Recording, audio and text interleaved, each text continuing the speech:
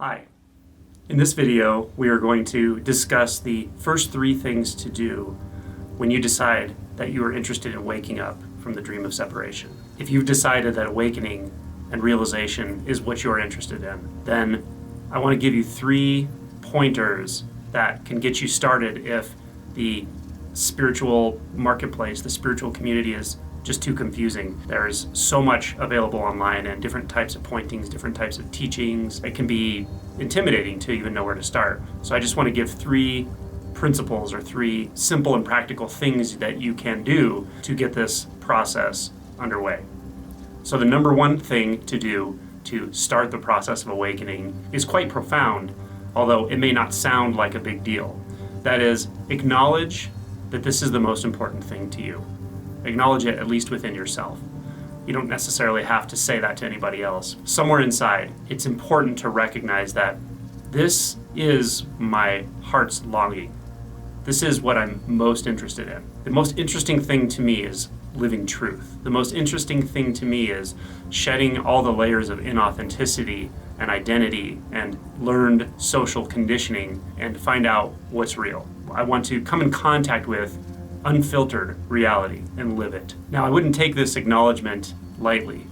If you decide to turn your attention to this possibility, very powerful forces will come to your aid, and you can't know what they are ahead of time. I could give you examples, but you're going to have to walk your own path. All I will tell you is this is a decision to make with an understanding and appreciation for the gravity of what you're inviting into your life. If that sounds like fun to you, if that sounds like what you're interested in, then by all means, look inward and make the commitment to yourself to make the number 1 priority in your life awakening. That's the most important thing you can do. Number 2 is expose yourself to some sort of teacher or teaching or pointing that really resonates with you. That can be online resources, maybe you like Adyashanti videos, or you've read the book The Power of Now by Eckhart Tolle, and the path you want to take is diving deeper into that text. There are many great videos online made by deeply realized teachers. If you resonate with them, if it feels relevant to you, make friends with somebody who has walked this path ahead of you, a realized teacher, a realized friend. Spend time around them. Find out how it feels to be around them. Ask them questions about how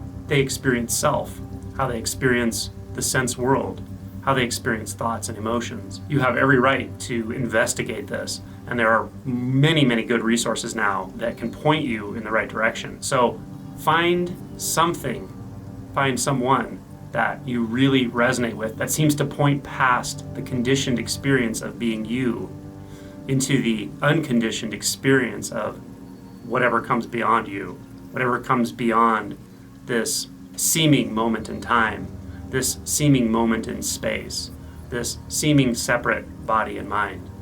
Anyone who can point past that for you, who can help you recognize the shifts that can happen instantaneously in your experience.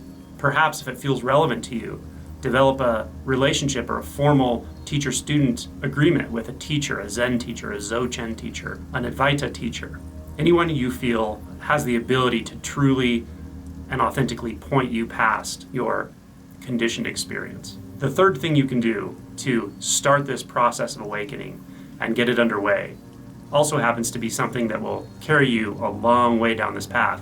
And in fact, in one form or another, it will be very useful, even through awakening and through deepening of realization, even non-dual realization, and that is inquiry. Inquiry is an incredibly powerful tool if used wisely. I'm going to start here by giving you a very, very simple approach to inquiry that you can begin immediately if you are just starting out on this path. If you don't really know where to go next, you don't know whether you should read, whether you should watch some videos, whether you should learn to meditate, maybe you already meditate and you want to find a way to augment that meditation practice and start to really investigate the deeper truths that are alive right here and right now. This is going to be a very simple inquiry exercise that has worked for many, many people. Self-inquiry is really an investigation of the nature of thought and identity. You can do this while meditating, you can do this while laying in bed, while taking a shower or a bath, while driving. There's no limitation to when and where you can perform inquiry. Although at first it's often easier to do while you're meditating or while you have silence and no distraction. It's very simple.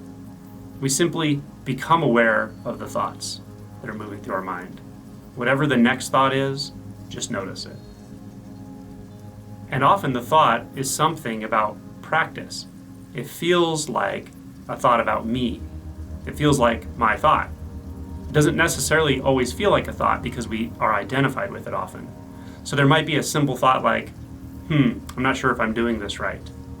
Now, the moment you recognize that as a thought, you will almost instantaneously recognize that it seems to be a thought about me, right?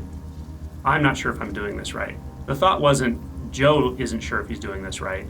And it wasn't, Mary isn't sure if she's doing this right. It was, I am not sure if I'm doing this right. Now, this seems completely obvious, of course, and it doesn't seem earth-shattering to recognize this. The next part is a little more interesting. We're going to actually look and see if we can find the person that thought seems to be about. What's weird about this is that what we're looking for is something most people have assumed their entire life.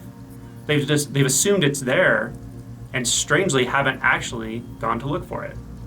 Now, if they have gone to look for it and they're sincere in the looking, then at some point they're going to wake up. So the fact that the majority of people alive have not woken up yet in this way we're discussing,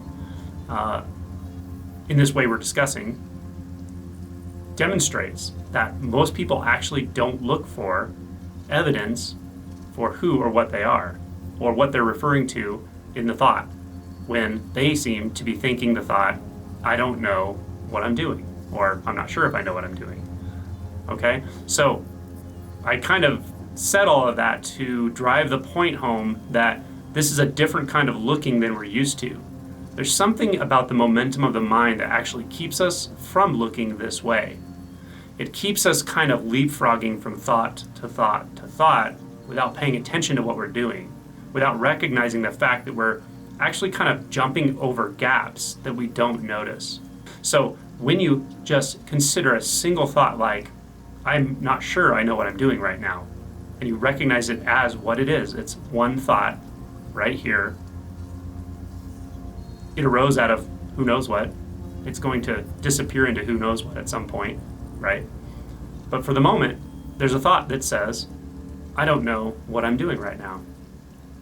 Now, can you just start to look internally, like around that thought, or try to look back at what it is that's looking at that thought, that believes that thought, that says, I don't know what I'm doing?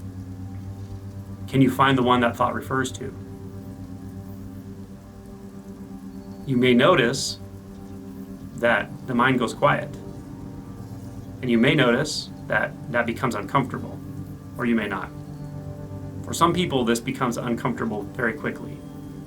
When the mind goes quiet, it's almost as if we're a little afraid to admit to ourselves that we actually can't find the sense of me. Or we can't find what that thought refers to, but there's definitely something there. A sort of thoughtless space. Yes? This is self-inquiry. Now, if another thought comes almost immediately, which is common, especially if the mind identification is pretty solid, that says, oh, I know who I am, I'm Angelo, I'm Joe, I'm whoever I am, yeah? I know who I am, I know where I came from, I know when I was born, I know who my parents are. That's fine when that happens. It's important, however, to recognize those are also thoughts, right? So if one thought says, I don't know what's going on, and then when we ask, well, who am I that doesn't know what's going on? And then another thought says, well, I know who I am. You see what happened there? Who is it that recognized the second thought?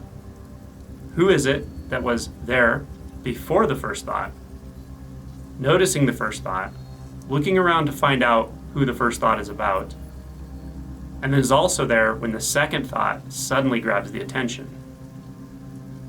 Yeah? Do you see how that works? Now,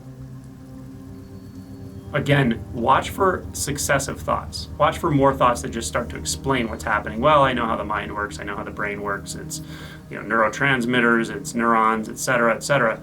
Notice thought, thought, thought, thought, thought.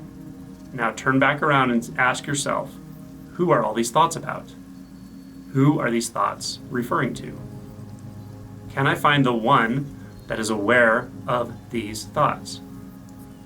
If a thought says, well, I believe that I'm a human being, great. Who's the one that's aware of that thought? Or what is aware of that thought? Look for it. You can become aware of the thought, so why can't you become aware of the one that is aware of that thought? Look for it. Feel into it. Turn around and find it. That's self-inquiry. And you can do it thought after thought after thought. That works. Just keep your attention open for the next thought to arise. And as soon as it does, clarify, what is that thought? And if it's an I thought, which almost all thoughts are one way or another, referring back to me, then look and see, can you find the one that's aware of the thought? Or can you find the one that thought is about? And you might notice there's a lot of facts about me, but every single one of them is a thought. And yet, whatever's aware of those thoughts is there before, during, and after each thought, including between thoughts. You don't disappear between thoughts, do you? The sense of you, the aware one, the conscious one, the one observing the thoughts, the one listening to this voice, doesn't actually disappear between thoughts. So how can it actually be a thought? And then at some point, you'll find yourself able to just rest back in to that pure, conscious, or aware space.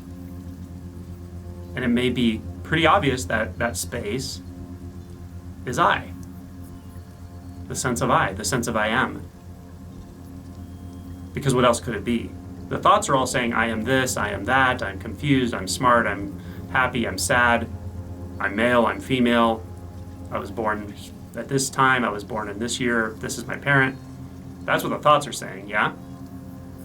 But the one who's aware of those thoughts doesn't change. Doesn't come or go with those thoughts at all. Doesn't change at all. In fact, you could say that those thoughts come and go in what is, in what I am. So this is self-inquiry turning into a sort of pure inquiry where there's just a resting in that sense of I, or I am. Or pure, awake knowing without an object of knowing. Just the you that you've always been, completely still, not requiring any thoughts. Just rest right there. Now, the practice is to stay there. You can lead yourself back into it through the process I described again and again. But at some point, it will be obvious that you are always there and you can continue to rest there without any thoughts, or without grabbing onto thoughts, without getting caught in the stream of thoughts. That's self-inquiry. It's one version of self-inquiry, but it's a pretty pure version of it. So if you find a slightly different way to do it, if someone describes a different process that works, but it's along these lines, that's great. This isn't the only way to do it.